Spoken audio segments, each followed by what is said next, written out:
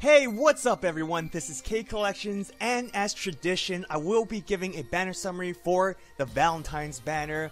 Of course, the main servant many of us want will be Nero Bride, myself included, but if you're after other servants as well, here is just a list of all other servants that will have a rate up on different days. Keep in mind that only Nero Bride is limited, everyone else are not limited. So if you want Bride and another servant, let's say, then it's best to wait for the specific pickup date. But if you're only after Nero Bride, then it's best to pull her on the first or last day of this banner. I do want to mention that Nero Bride will potentially have another raid up somewhere around September 28th to October 10th according to JP. So if you missed your chance in pulling her during the Valentine's banner, you should have another chance to get her again. So no need to worry about that, but you will have to wait a long time till then, kind of near the end of the year, for another chance to get her. Now, I do know a lot of players will somewhat compare the two Neros, so if you do want to compare the two, regular Nero specializes more so in survivability, while Nero Bride specializes more so in a supportive role, or she can be your main attacker. That's just a quick comparison, so if you are wondering what's the difference between the two, that's just a quick synopsis or a quick explanation of the differences. Of course, there's a lot more explanation that goes onto it, but this is not a servant spotlight or anything. It's just a quick summary on whether you should summon on this banner or not. Let's first take a look at Nero Bride's attack cards. She has 1 quick, 2 arts, and 2 buster with a arts noble phantasm, meaning you can arts brave chain. It also means you can arts chain more frequently with the right team composition. So for her hit amounts, her quick cards does 3 hits, her arts cards does 3 hits, her buster cards does 1 hit, her extra attack does 4 hits, and for her noble phantasm it does a total of 2 hits. For her active skills, I'll be honest, her skill sets are quite simple, but it's amazing. Her skills are the reason why she can be a great support or your main attacker. All 3 skills can target an ally, herself included of course. Her first skill starts for the Sky A, increases MP gain for 3 turns. Very simple, but can definitely help your target in terms of generating their NP faster. Ideally, you want to use this skill when you have the right attack cards. That honestly depends on the servant that you want to target. The second skill, Flowers for the Earth A, increases attack and star drop rate for 3 turns. Again, very simple but very effective. You want to use this skill like any other attack buffs. This will also benefit servants who specialize in generating crit stars because this skill will further excel their strengths. Lastly, Love for the People A helps tremendously with survivability. It heals the target anywhere from 1000 to 3000 HP depending on the skill level, which is great. It's an active healing skill you can utilize. Not only that, it can also increase defense for 3 turns. Overall, Nero Bride has an amazing skill set with great synergy. Okay, so let's move on to her passive skill. We've seen this a lot of times. Magic Resistance C, which increases debuff resistance by 15%, and Riding B, which helps with quick card effectiveness by 8%. Keep in mind, she only has 1 quick card, so this passive can't be fully utilized. Now for her Noble Phantasm, it's a single target Noble Phantasm that deals damage to an enemy. Not only does it inflict burn, dealing anywhere from 500 to 900 damage each turn depending on the overcharge, it also decreases the target defense for 5 whole turns, which is an excellent debuff skill to really hurt your enemy. This Noble Phantasm also decreased critical hit rate for 5 turns as well. Honestly, Nero Bride is amazing if you can't tell already, but I could be a bit biased because I do love arts users. But, her Noble Phantasm can really be spammed if you have the right team composition. I'll talk about that more specifically in terms of which servant can really support her and, all my final thoughts. But let's move on to the new craft essence. Now, keep in mind all of the craft essence will help with, the item drop rate or, the item drops for the Valentine's events. So starting off with the new 5-star craft essence, this is quite simple. It increases both arts and quick card performance by 10%. It also increases 20% for any healing received. Max limit break this craft essence, arts and quick card performance would then increase to 15%, while healing received stays at 20%.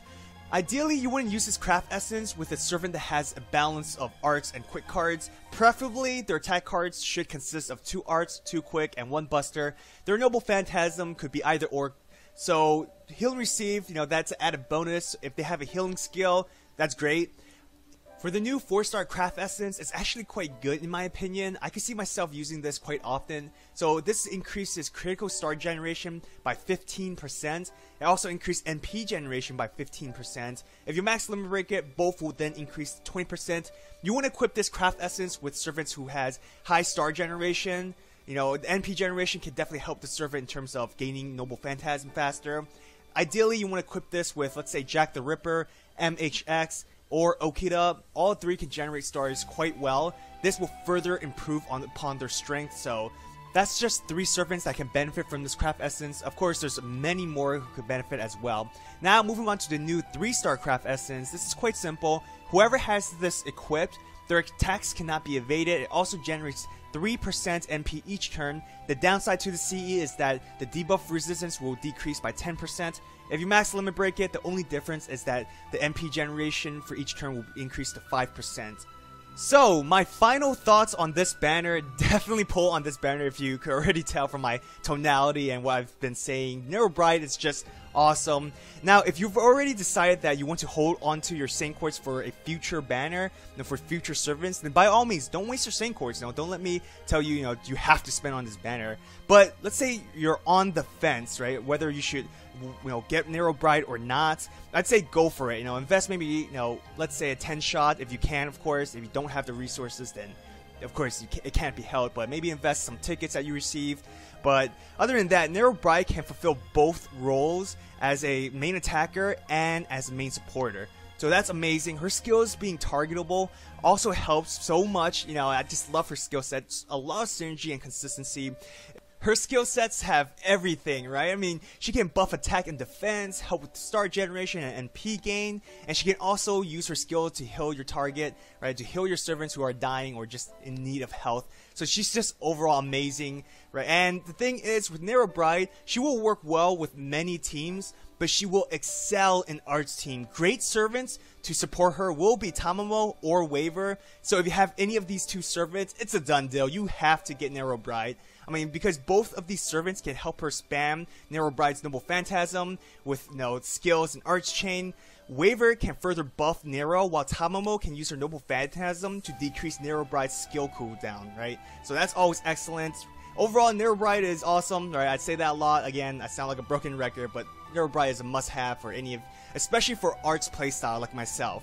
The most ideal team composition, in my opinion, is to have either Tamamo or Waver as support with Nero Bride and another main attacker. Essentially, that means you'll have 2 attackers, right? And 2 supporters, because Nero Bride, again, can fulfill both an attacker role and as a support role. And you can always, change, her role on the spot, depending on the circumstances, right? If you need her to buff your other main attacker, she can do so. If you want her to be the main attacker, Tamamo or Waver can definitely help her.